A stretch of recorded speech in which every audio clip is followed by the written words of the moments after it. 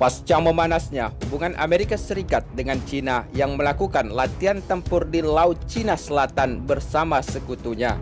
Kali ini, giliran TNI Angkatan Laut Indonesia yang melakukan unjuk kekuatan di tengah memanasnya situasi di Laut Cina Selatan saat ini.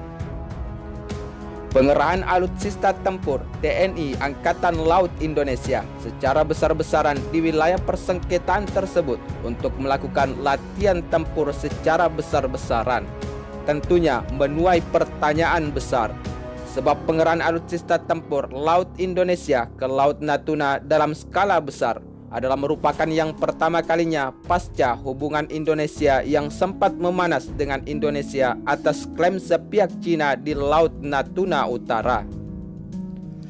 Namun, memang tidak bisa dipungkiri jika situasi di perairan Laut Cina Selatan akhir-akhir ini terus semakin memanas dari berbagai aksi provokasi di antara kedua negara superpower tersebut.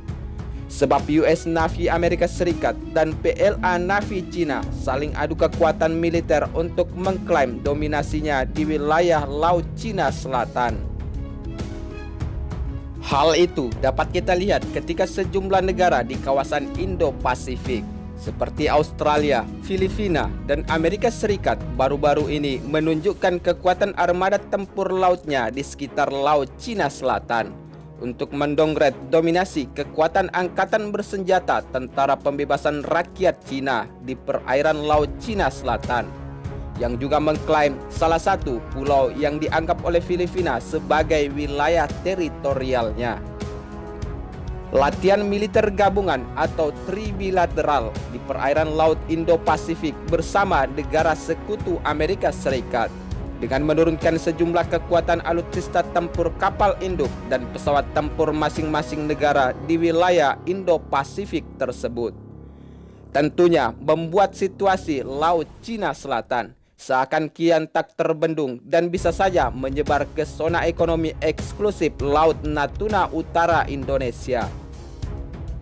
Namun, menanggapi akan hal tersebut, Indonesia sebagai negara berdaulat tentunya tidak mau ketinggalan untuk semakin memperkuat wilayah zona ekonomi eksklusif Indonesia yang juga diklaim sepihak oleh Cina. Sehingga TNI Angkatan Laut juga melakukan unjuk kekuatan dengan mengerahkan hampir seluruh kekuatan penuh unsur tempur laut yang dimiliki TNI Angkatan Laut Indonesia. Tercatat alutsista tempur laut Indonesia yang dikerahkan ke Laut Natuna saat ini di antaranya adalah Koarmada 1, Kolin Lamil, Marinir, hingga Pusat Penerbangan Angkatan Laut atau Pusnerbal dalam kegiatan latihan militer tempur gabungan. Dengan tema Gladi Tugas Latihan Tempur atau Glaspur tingkat 3 di Pulau Dabo Singkap, tepatnya di Laut Kepri yang tidak jauh dari teritorial Laut Cina Selatan. Tentunya pengerahan pasukan TNI Indonesia yang tergabung dari berbagai satuan khusus pasukan elit TNI terlihat tidak tanggung-tanggung, sebab 2.000 personil prajurit TNI Angkatan Laut telah diturunkan langsung dalam latihan gabungan kali ini. Namun tidak hanya itu, sebab yang membuat pasukan TNI Angkatan Laut Indonesia terlihat semakin sangar di wilayah perbatasan antara Indonesia dan Cina adalah dengan pengerahan 26 unit kapal perang dari berbagai jenis yang dimiliki oleh Koarmada 1 TNI Angkatan Laut.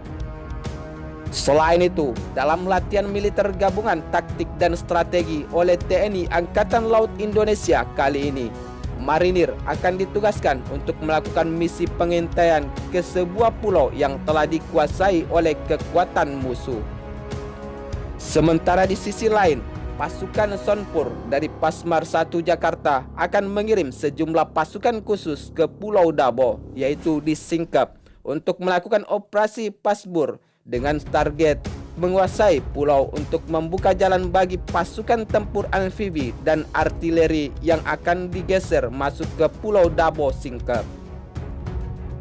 Menurut salah satu media informasi resmi, Panglima Koarmada 1 yaitu Laksmana TNI Ahmadi Heri Purwono menyatakan jika latihan gabungan TNI Angkatan Laut kali ini sengaja dilakukan untuk menguji kemampuan sistem senjata armada terpadu dari seluruh unsur kekuatan di lingkungan TNI Angkatan Laut sebagai pasukan tempur utama Indonesia ketika terjadi pertempuran atau penyerangan musuh yang akan masuk ke wilayah laut maritim NKRI.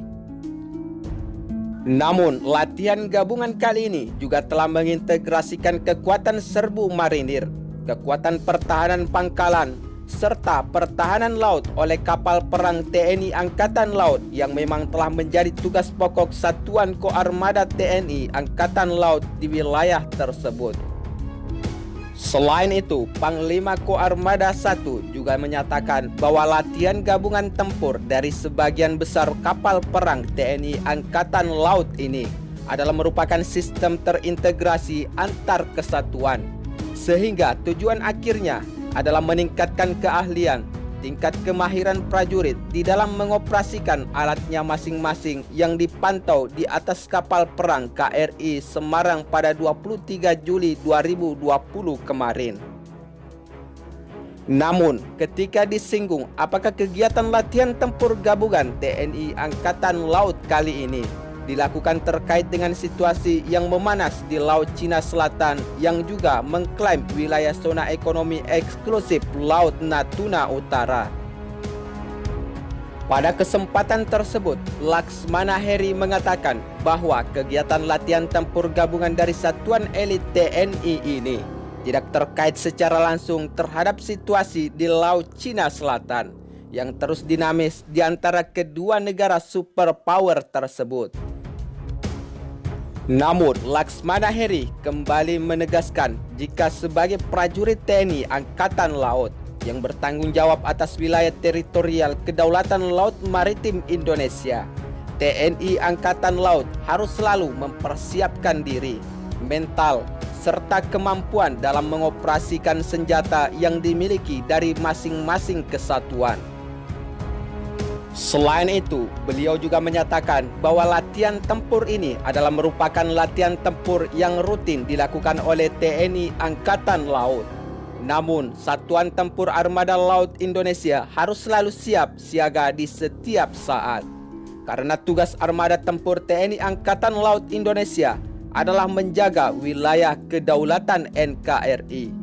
Sehingga TNI Angkatan Laut harus profesional dan mampu digunakan di setiap saat dari segala medan pertempuran. Namun, tentunya tidak bisa dipungkiri bahwa Indonesia saat ini tidak terlepas dari aksi main caplok-caplokan Cina di wilayah Laut Natuna Utara atau zona ekonomi eksklusif Indonesia yang selalu menjadi incaran negara komunis Cina tersebut.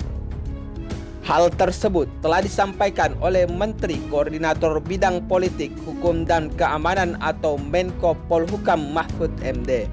Beliau menyatakan jika ada 3 tantangan utama yang dihadapi oleh Indonesia saat ini. Tantangan tersebut dari wilayah barat, tengah hingga timur Indonesia. Pernyataan itu disampaikan langsung oleh Mahfud MD usai menggelar rapat dengan jajaran TNI dan Polri yang tengah bertugas di wilayah Papua pada Rabu 22 Juli kemarin.